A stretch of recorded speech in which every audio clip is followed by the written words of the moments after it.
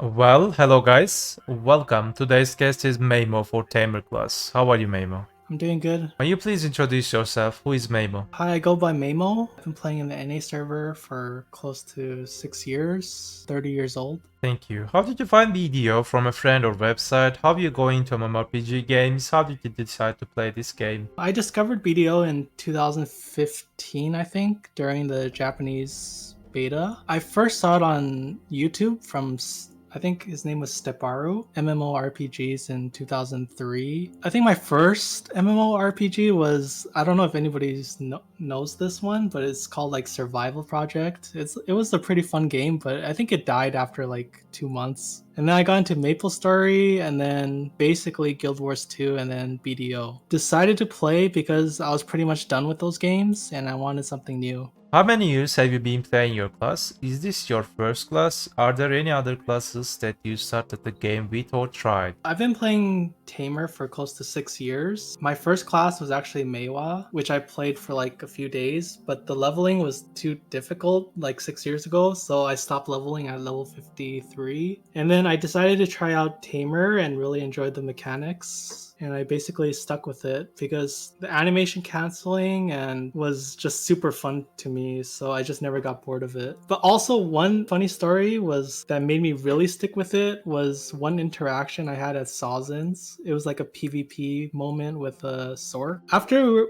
we were done PvPing, I remember the Sork whispering me, and he made a comment about how like lame my weapon was. He was like saying something like, "Oh, I'm fighting with a stick, and his scythe was way cooler." And I don't know why, but that triggered me so much. And I was like, I want to be the best class. I want to kick everybody's butt with a stick. And I don't know, it's still stuck with me today. That Stork making a comment about my weapon, it just like, it motivated me so much to keep playing my class. I understand. Do you think your class is newbie friendly? How would you rate your class out of 10 in terms of difficulty in PvE and also PvP? I think Awakening and Succession Tamer is newbie friendly. They're both generally pretty easy to get into. If I were to rate my class out of 10 in terms of difficulty in PvE and PvP, I would give Awakening difficulty maybe a 7 and PvP like 8.5. For Succession PvE difficulty, I would give it a 6. For PvP difficulty, I would give it like a 7.7. Do you prefer Awakening or Succession right now, and why? I prefer Awakening right now, but I do have fun with Succession sometimes. Like the Succession burst damage is really high, and sometimes I just go into RBF and just go on Succession and just blow people up, which is really fun. So damage reduction or evasion? I would say it depends, because Awakening does have an evasion buff from Cloud Ride, so you can build evasion, but the way I build it is more DR AP accuracy focused, so I would go DR. But I do think Succession does benefit more from evasion, just because of the way the kit works and how you take a lot more chip damage. So I think evasion would mitigate more of that damage. You know, when most of my viewers know, I published a PvE tier list and there is a page related with Tamer. May you please analyze this page in general? How accurate this page? In general, I would agree with everything. I think Awakening mobility is probably 4 stars. I think a class like Musa is much quicker, and Berserker is much quicker. So those are like 5 stars to me. Awakening, Tamer is probably 4 stars for me. Early game spots, crowded spots, end game spots. Everything else is generally I would agree with it. Yeah. Oh, also sorry for crowded spots. I think Succession in Sakraya it's a 5 star, but everything else is 4 star for sure. So let's make it more detailed. May you please give us a bit information about Awakening PvE? Early game spots, one shot type, mid game spots, more like you need to pull mobs. Sakraya Stars and Bloody Monastery, Thornwood Forest, Orc, and etc. And end game spots like Gryphon, Olon, Hexet, Troll, even Crypt. For Awakening PvE early game spots, I would consider it about average. Like you can cover distance, but it's not super fast, and the area of effect isn't as good as other classes like Musa and Zerker, but it's still good. And for mid game spots, I think Awakening is very good. You can pull mobs easily with Roaring and Void, and you have enough debuffs and damage skills to clear quickly. For Sakraya, I would recommend Succession over Awakening, but for spots like Bloody Monastery, like if you have the proper build with human damage, I would recommend Awakening because you can cover more distance from pack to pack. And if you're mainly focusing on elites, you can actually clear Church, Forest, and Field as Awakening and still hit respawn timers, but you can't do that with Succession. So for endgame spots, I'd say it's relatively similar. Awakening also has access to 2 T3 skill add-ons, which also helps a lot because you could sustain, I think it's plus 30 monster damage constantly. Whereas Succession, you can only have it for like, I don't know, what is it, 7 seconds or 10 seconds. Awakening also has pretty good consistent sustained DPS, which is really good at Gryphon and Hex. Trolls, it's okay, but I definitely probably need more practice on that. Okay, thank you. May you please give us a bit information about Awakening PvP? 1v1, 1vx, I don't know, Solar, 5v5 kind of situation, and large scale Node and Siege Wars. For 1v1, I would say Awakening is A tier. It is also highly dependent on if you have enough DP to handle chip damage and you have enough AP to 1 combo off of a CC catch. Because there are many classes that can outrun Tamer, so it's important that you can kill right away or else they'll just heal up and reset the whole fight. But if they choose to actually fight with you, it's really good. Tamer's burst movement is very fast and you can cover short distances pretty quickly. But for extended distance traveling, it's not very good. For 1vx, I think Tamer excels in fighting multiple people at a time, but the comfortable level is probably fighting like 3 people or less. You have a lot of traps that you can use for your advantage, so there's a lot of mind games involved into that.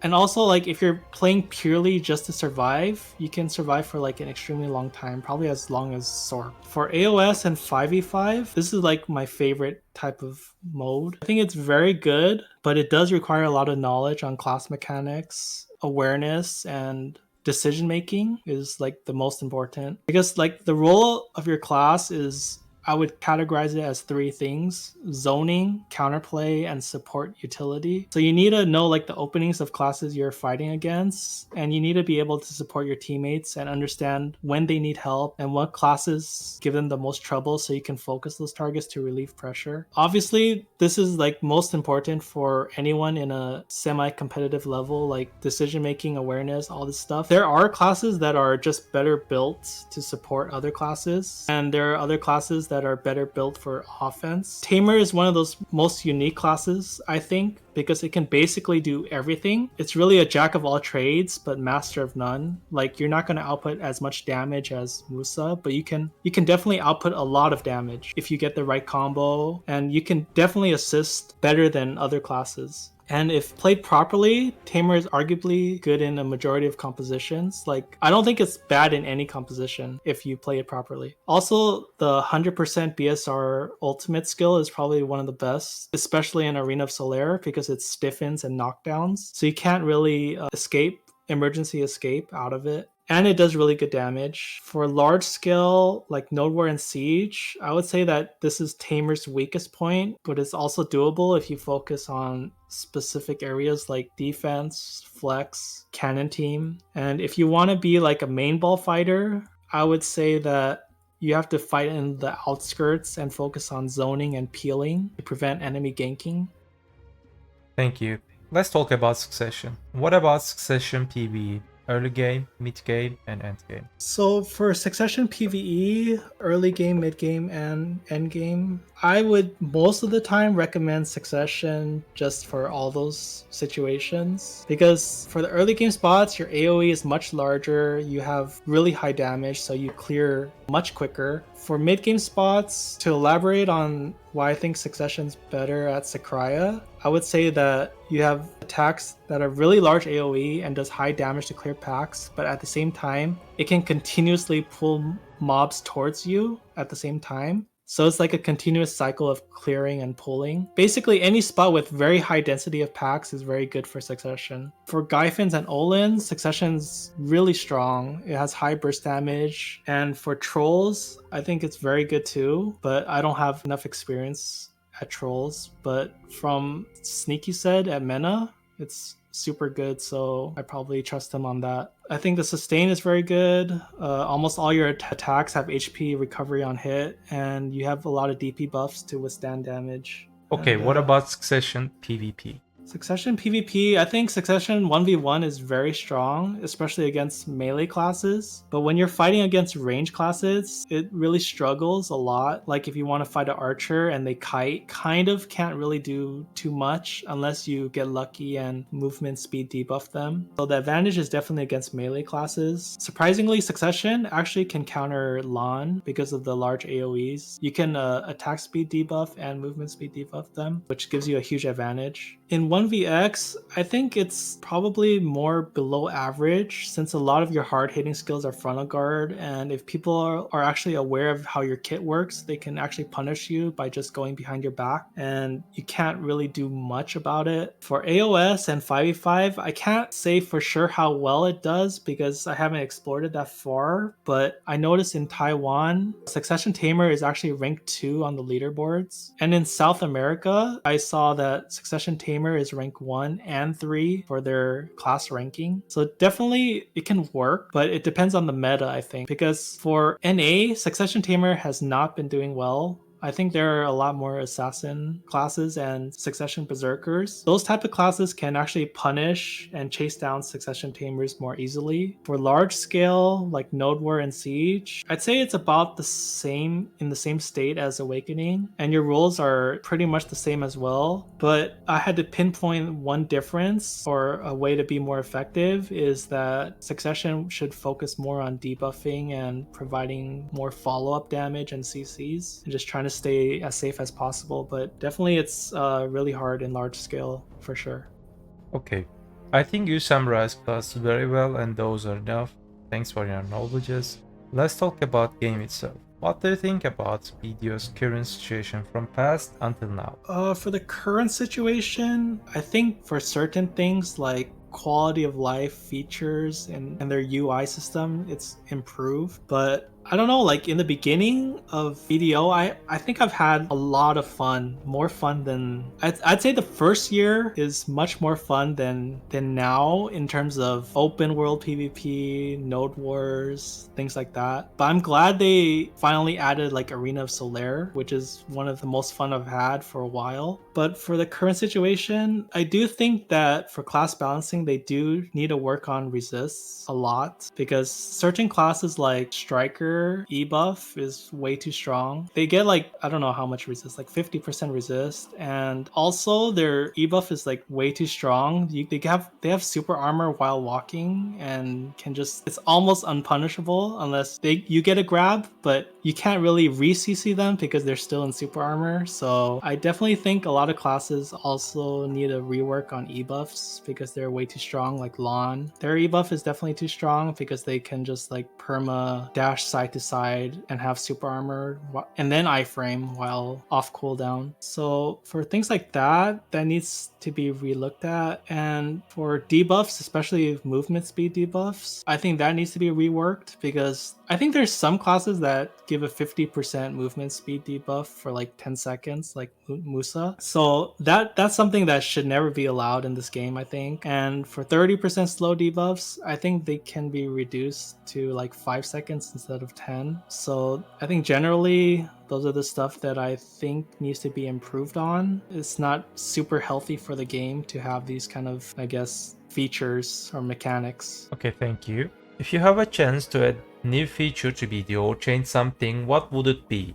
One thing that there's a lot of things that I want to add or change. One thing I definitely want to add is like a rework on node wars and sieges to be more like world versus world, or server versus server, like how it is in Guild Wars 2. This is something like I've wanted since the beginning of BDO, but I don't know, the way they're doing it now, it's not super fun. And I think node wars and sieges are slowly dying or decreasing for whatever reason. And I think world versus world would make it more interesting and entice and reward players to actually PvP organically. So that's something I would add. Other features I would add is like for bosses, I would ask them to allow us to just like teleport to the boss instead of having an alt ready at every single location. And for purchasing reblaths, I would ask them to allow us to buy multiple reblaths, because it's so annoying having to click one by one at the merchant. So those are the things I would add, I think, or change. I want to add this one. You know, while we're doing farming, all these seeds cover all your inventory. Why they don't make them stackable? So you can keep more and different type of seeds in your inventory. You can use them freely. Right. That's definitely something that they need to add or fix. Super annoying. So what are your advices for newbie or returnee players, or whoever wants to reroll to Tamer? I think it's important to remember at the end of the day, you're playing a game and you should try to enjoy it and have fun. If you're looking to play Tamer, currently there are inconsistencies and bugs to the class, but it's still really fun and unique. I think you should definitely try to appreciate it for what it is. Thank you.